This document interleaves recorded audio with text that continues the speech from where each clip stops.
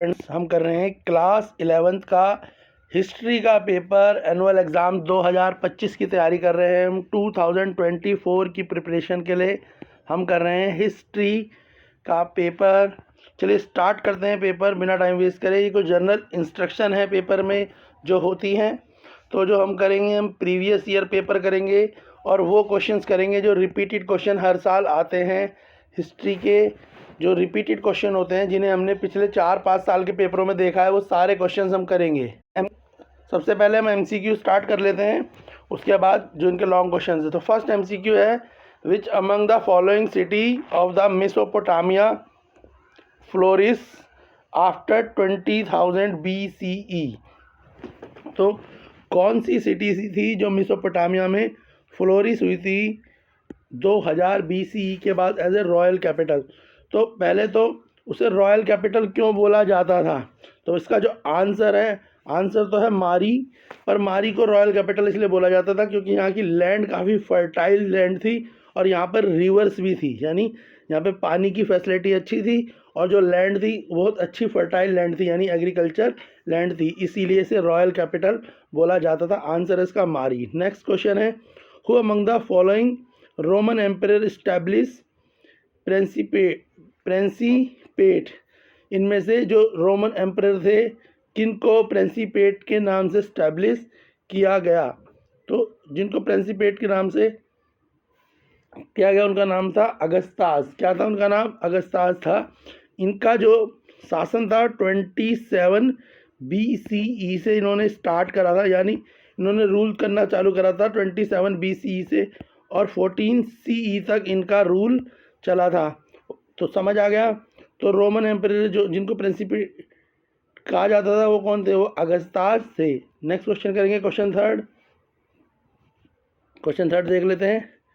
Question third है आपका, question third है, which among the following in all probability was a completion of the customary tradition of Mongol tried. तो जो Mongol जो tradition था या मंगोल जो ट्राइब था, उसमें इनमें से कौन से जो कॉम्प्लीशन करते थे? तो इसका आंसर है आपका यासा।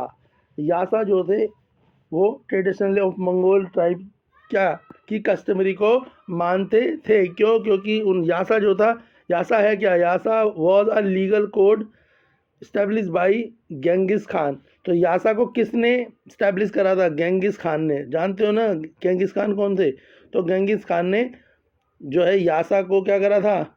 बनाया था। और इस यासा का काम था लॉ एंड ऑर्डर को मेंटेन करना। क्या करना? कानून बनाए रखना, लॉ एंड ऑर्डर। यानी जो गेंगिस खान के अंडर जो किंगडम आती थी, वहाँ के लोगों के लिए लॉ एंड ऑर्डर को बनाए रखने का काम के लिए यासा का निर्माण करा गया था। और यासा को किसने बनाया था? गेंगिस खान ने बनाया था। किसने बनाया था भाई? Genghis Khan. क्लियर है? नाम याद कर लेना। तो गेंगिस खान जो था उसने यासा को बनाया था और उसका काम था लॉ एंड ऑर्डर को बनाए रखना। नेक्स्ट क्वेश्चन करेंगे। नेक्स्ट क्वेश्चन देख लेते हैं आप। तो जो नेक्स्ट क्वेश्चन है आपका क्वेश्चन फिफ्थ, ठीक है। Sumerian the earliest, question fifth है ये, Sumerian the earliest known the language of Mesopotamia. जो सुमेरियन थे वो जानते थे मेसोपोटामिया को language, was gradually replace after. तो यानी मेसोपोटामिया जो लैंग्वेज थी, बाद में वो लैंग्वेज धीरे धीरे कम होती चली गई 2400 BC में और उसकी जगह नई लैंग्वेज आ गई। तो जो नई लैंग्वेज थी उस लैंग्वेज का क्या नाम था? उस लैंग्वेज का नाम था अक्कादीन। यानी जो सुमेरियन लैंग्वेज थी ये धीरे धीरे एंड हो गई और इसकी जगह लोग कौन सी लैंग्वेज बोलने लगे? अक्कादीन लैंग्वेज बोलने लगे। जैसे इंडिया में अब लोग संस्कृत की जगह ज़्यादा लोग क्या बोलते हैं? हिंदी बोलते हैं ना, पहले संस्कृत को बोलते थे। ऐसे ही सुमेरियन की जगह अक्कादीन लैंग्वेज का क्या हो गया? अब चलने लगी। कब? 2400 BC से। नेक्स्ट क्वेश्चन देखेंगे। नेक्स्ट क्वेश्चन है आपका question number 7। There are two statement mark as assertion reason. Assertion है European were indebted to China and Mongol ruler printing the technology. ये ट्रू है। European trader and diplomats had become a familiar with the printing technology during the visit of court. और ये भी true है। तो इसका answer है option A. Question number 8 देख लेते हैं। क्वेश्चन नंबर 8 है आपका, where was library establish by the king king Ashurbanipal in the Mesopotamia civilisation. जो राजा थे कौन, असरबनीपाल जो राजा थे मेसोपोटामिया सिविलाइजेशन में, उन्होंने जो लाइब्रेरी थी वो कहाँ पर इस्टेब्लिश करी थी। तो असरबनीपाल ने जो लाइब्रेरी इस्टेब्लिश करी थी वो करी थी नाइनवा में। कहाँ करी थी, नाइनवा में। क्यों, क्योंकि ये बड़ा सिस्टमेटिक और ऑर्गेनाइज लाइब्रेरी थी। ये लाइब्रेरी कैसी थी, बड़ी ही सिस्टमेटिक, यानी हर चीज़ यहाँ पे सिस्टम में रखी गई थी। सिस्टमेटिक का मतलब समझते हो, अच्छे तरीके से चीज़ों को रखना। सिस्टमेटिक और ऑर्गेनाइज लाइब्रेरी, कैसी लाइब्रेरी थी ये, सिस्टमेटिक और ऑर्गेनाइज लाइब्रेरी थी। क्लियर हो गया। नेक्स्ट देखेंगे क्वेश्चन नंबर 9। आइडेंटिफाई करना है। पहला, it develop as a most exciting intellectual city in Italy and centre artist creativity. तो यहाँ पे हिंट दिए हुए हैं, किसके लिए दिए हैं, सिटी ऑफ ठीक है, रिनेशियर पीरियड, जो रिनेशियंस पीरियड था ना, सिटी ऑफ रिनेशियंस पीरियड में जो मोस्ट एक्साइटिव और इंटेलेक्चुअल, यानी सबसे अच्छी इंटेलेक्चुअल सिटी जो थी इटली की, और जिसको सेंटर ऑफ आर्टिस्ट क्रिएटिविटी बोला गया, वो कौन सी थी। City had come to known as, जिसे बोला गया बाद में दांते जियाटो, ठीक है, के नाम से भी बोला गया। तो कौन सी थी वो, तो इसका आंसर है फ्लोरेंस। तो फ्लोरेंस जो है कि इसलिए इसका आंसर क्या है, फ्लोरेंस, क्योंकि फ्लोरेंस क्या था, ये बर्थ प्लेस था किसका, रिनाइंसे का, रिनाइंसे पीरियड का। It was the birth place, ये क्या था भाई, बर्थ प्लेस था। क्या है ये, बर्थ प्लेस है, समझ आ गया। तो ये बर्थ प्लेस था, इसलिए इसका आंसर क्या है, फ्लोरेंस है। नेक्स्ट क्वेश्चन देखेंगे, question number 10। Which one of the following statement is not correct with the reference of Monks. Monks जो है उनके लिए इनमें से कौन सी स्टेटमेंट गलत है। पहला, monks took vow to remain the away for the rest of their life and spend their time to prayer study manual labour like farming. ये ट्रू है। जो मॉन्क्स जो हैं वो क्या करते हैं, भगवान की प्रार्थना करते हैं और फार्मिंग वगैरह करते हैं। पहला वाला ट्रू है। सेकंड है, man were called monk and women were called nuns. ठीक है, आदमियों को मॉन्क्स बोला जाता था और औरतों को नन्स बोला जाता था। ठीक है। थर्ड है, देयर वर सेपरेट एबे फॉर मैन एंड वुमेन। औरतें और आदमी जो है उनके लिए सेपरेट एबे थे, ये भी सही है। Fourth, like priest monk and nuns could Mary.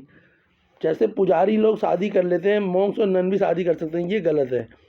तो मॉन्क्स और नन जो होते थे वो कभी भी शादी नहीं करते थे, वो ब्रह्मचार्य का पालन करते थे। ठीक है ना। तो इसका आंसर होगा ऑप्शन डी। क्यों होगा, क्योंकि इसमें पूछा है कौन सा करेक्ट नहीं है। तो मॉन्क्स और नन्स जो हैं वो कभी शादी नहीं करते थे, जबकि पुजारी लोग क्या करते हैं, शादी कर लेते हैं। तो ये इसका आंसर है ऑप्शन डी। नेक्स्ट करते हैं क्वेश्चन नंबर 11। क्वेश्चन नंबर 11 देख लेते हैं। क्वेश्चन नंबर 11 जो दिया हुआ है, ठीक है ना। चलिए, तो क्वेश्चन नंबर 12 देखते हैं। क्वेश्चन नंबर 12 है आपका, among the following what is the meaning of, ठीक है, क्वारलिटिया। तो कुरलातिया का मतलब क्या है, QURI, क्वारलिटिया का मीनिंग क्या है, ये पूछा गया है क्वेश्चन में। तो क्वारलिटिया का मीनिंग है आपका असेंबली ऑफ मुगल, ठीक है, चिफ्टन। तो ऑप्शन बी इसका आंसर है। जो मुगल जो चीफ थे उनकी असेंबली को क्या बोला जाता था, क्वारलिटिया बोला जाता था। क्लियर है। नेक्स्ट है आपका मैच द फॉलोइंग, बोला है आपको मैच करना है। तो देखो इसमें क्या है, तो आप इसको समझ सकते हो। 13 में जो आपका फर्स्ट है कैनबेरा, वो किससे बिलोंग करता है, ये कैपिटल है ऑफ ऑस्ट्रेलिया। जो थर्ड है ग्रेट ऑस्ट्रेलियन साइलेंस, वो WEH है। तो इसका ऑप्शन क्या है, ऑप्शन डी इसका आंसर है। क्वेश्चन 13 का आंसर होगा ऑप्शन डी। अब बाकी आप देख लेंगे। नेक्स्ट क्वेश्चन देख लेते हैं। Question 14, among the following what is the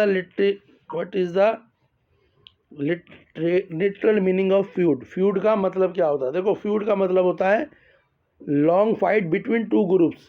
दो ग्रुप्स के बीच में झगड़ा होने को क्या बोलते हैं, फ्यूड बोलते हैं, FEUD। फ्यूड का मीनिंग क्या है, ठीक है, समझ आ गया। तो इसका आंसर हो जाएगा, ठीक है, कैवलियन मैन। क्या हो जाएगा आंसर, कैवलियन मैन इसका आंसर होगा। क्लियर है, क्योंकि इसका मीनिंग जो होता है वो फाइट ही होता है। नेक्स्ट है China is the vast continental country where core of dominant of 3 river system. तो चाइना एक कॉन्टिनेंटल कंट्री है जिसको जो है जिसमें 3 बड़ी रिवर्स आती हैं। एक रिवर का नाम तो पर्ल रिवर है, बाकी 2 रिवर कौन सी है, तो एक येलो रिवर होती है, एक योंगचांग रिवर होती है। तो येलो को बोलते हैं ह्यूंग ही और योंगचांग को बोलते हैं चिंगलियांग। तो ऑप्शन ए इसका आंसर है। इसका आंसर क्या हो जाएगा, option A, question number 15। Question number 16 देखेंगे, who among the following use as a term of noble savage and for the natives of America. तो noble savage for the native, जो noble savage of natives for America, इनमें से किसको बोला गया, तो बोला गया, किसको बोला गया, बोला गया रोजियान को। ठीक है, ऑप्शन सी इसका आंसर है। नेक्स्ट है क्वेश्चन नंबर 17, द ओल्डेस्ट, ठीक है, artifact found America as a arrow point how many year ये। तो जो ओल्डेस्ट आर्टिफैक्ट है अमेरिका में उसको कितने साल पुराना है, वो 1300 साल या मोर देन 13, ये वो वैसे तो 1300 साल से भी ज़्यादा पुराना है। तो आंसर इसका 1300 ईयर हो जाएगा।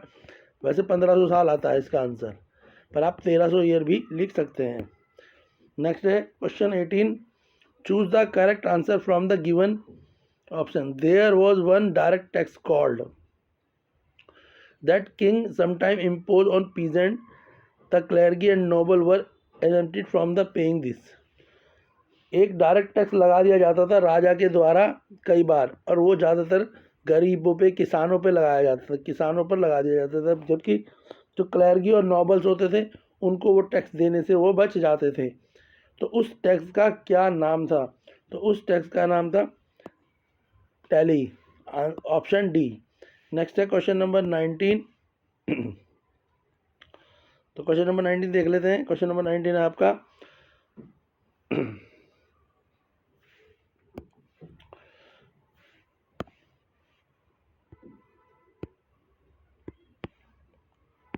क्वेश्चन नंबर 20 देख लेते हैं। आइडेंटिफाई करना person on the basis of given information है। In 1860 he was as a translator for the first Japanese assembly into the USA. 1860 में उसे ट्रांसलेटर रखा गया था जापानीज असेंबली में यूएसए में। और दूसरा, he wrote the book of encouragement to learning, उसने बुक लिखी थी इनकरेजमेंट ऑफ लर्निंग। उसका नाम क्या था, उसका नाम था फकुजवा याकुचाई। ऑप्शन सी इसका आंसर है। क्लियर हो गया। अब हम इसके बाद सेक्शन बी करेंगे। सेक्शन बी के लॉन्ग क्वेश्चन जो 2 नंबर 3 नंबर वाले हैं, और सेक्शन सी हम जो है हिस्ट्री के क्वेश्चंस कर रहे हैं, most repeated questions previous year paper कर रहे हैं क्लास 11th हिस्ट्री के लिए। एनुअल एग्ज़ाम 2025 यानी 2025 की प्रिपरेशन के लिए हम ये तैयारी कर रहे हैं। तो आप वीडियोस को लाइक करें, अपने फ्रेंड्स के साथ भी शेयर करें, चैनल को सब्सक्राइब करें।